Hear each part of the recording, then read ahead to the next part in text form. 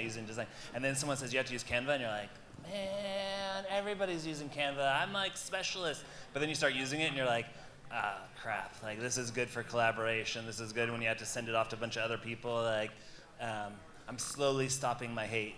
It's not gone, but it's stopping. I just use ChatGPT. I should learn some other stuff. Yeah, the STEMS one is like la la la AI. I use that one. ChatGPT. Grok is the paid version of ChatGPT, which I use sometimes for emails.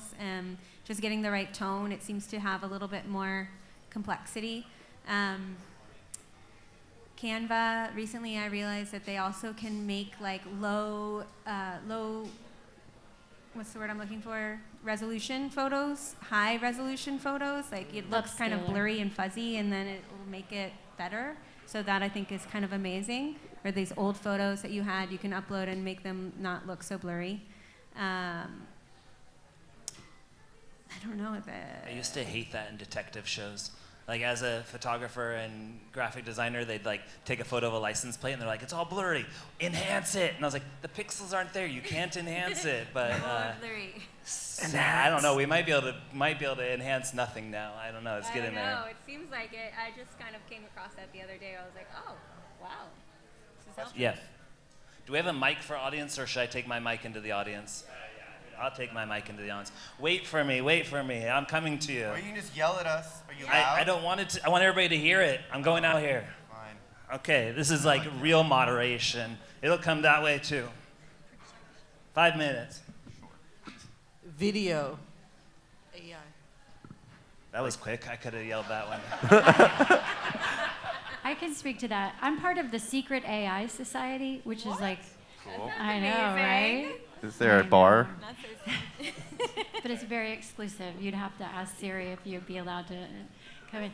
But it's actually an online curriculum that teaches all kinds of graphic design, AI photo shoots, video.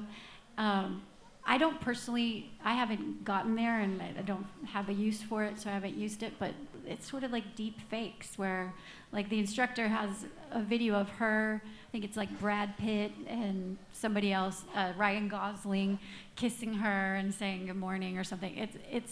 It's wild. The other thing that you can do is you can have like for merchandisers or people in retail, you can have like, or maybe even merch for musicians, you can have your shirt, like your band merch, and then you can create an AI model wearing your shirt, wearing your own merch, which is crazy.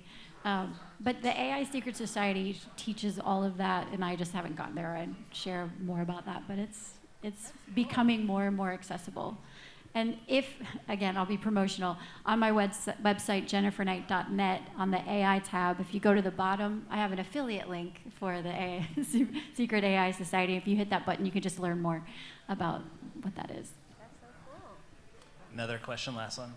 You're closest. I'm wondering if anyone has any experience or thoughts about using AI to make music. I don't do that. No comment.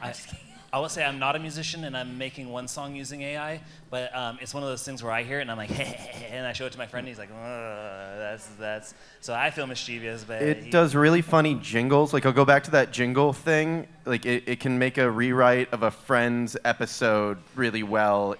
But it's iterating, right? Like it'll script something that was based on something you already had. I really enjoy AI videos that, like, God, the country music stuff, like, but those are jokes, right? Don't they feel like SNL jingles more than real music? That's kind of where I get to, you know what I mean? Question for Sonnet, actually. So I think, along the lines of this AI for music, right? Like, I'm curious, in the songwriting process, have you used ChatGPT for, say, lyrics or thematically, right? To like get something in the style of Drake, but you're writing in the song style of Taylor Swift, so like that kind of idea. I think for lyrics it's helpful. Again, I've never used exactly what they've written, but in terms of just like, I didn't think about that word, or that's a great concept. Let me think about like how, maybe not concept, but maybe a word that they use or half of a sentence. I was like, I like that. I can move it with this, or or if I'm stuck on a line, I'm writing a couple lines and I'm like, ooh, what would rhyme with this? Or what could be, like, can you write me another verse that sounds like this, put in some of it? Or I'm writing a song about this is the brief, what are some concepts that I could write? And usually it's just that it gets the creative wheel going. You're like, oh, cool, let me develop this. So yeah, definitely use it. And it helps, like, from everything from rhyming to developing an idea.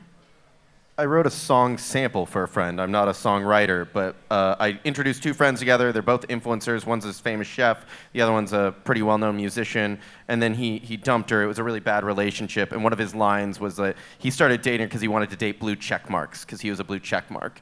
And I was like, I asked ChatGPT to write. I described the situation between them, and I said, write a song called Blue Checkmark Baby. That's like a revenge song.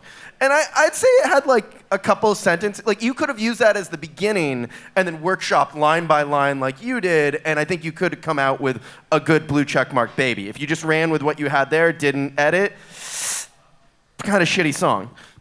AI is like a spark starter. It gets it going, but you gotta.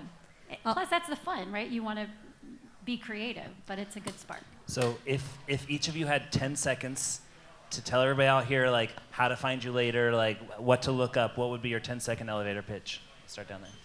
You can find me at sonnetmusic.com, 2indie with the number 2 indie if you're a songwriter looking for information around sync and getting your music licensed. I'm the real Saul Spady, just at Saul Spady on Instagram. I'm not very attractive, so slide into my DMs. No one ever does it. We can talk about business. I do a lot of things, but most of it is encapsulated at jenniferknight.net, Knight. There's an AI tab for some of the things I was referring to today. I have a coffee company in Napa and Sonoma, so if you're ever there, come to Ohm Coffee Roasters. I have a band, Mama Said, and that's at Mama Said Band NV for Napa Valley on Instagram and Facebook, and that's it. Awesome. You can find me at vatecreative.com, and that's V as in Victor, A-T-E Creative. You can also on Instagram, T Speer Jr.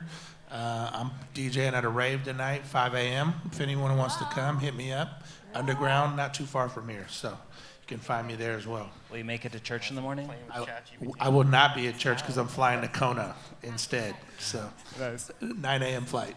My name's Stefan. You can find me in two spots, Stefan Aronsen on Instagram or Balanced Breakfast. And Balanced Breakfast hosts meetups. So if you want to meet other creative musicians, music industry people, or people that just want to like get you out of the studio, we're meeting tomorrow at 1 o'clock at Park 55 Hotel. So we do it every month.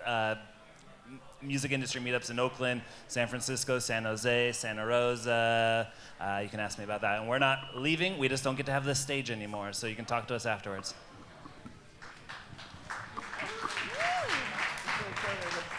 Your session is like all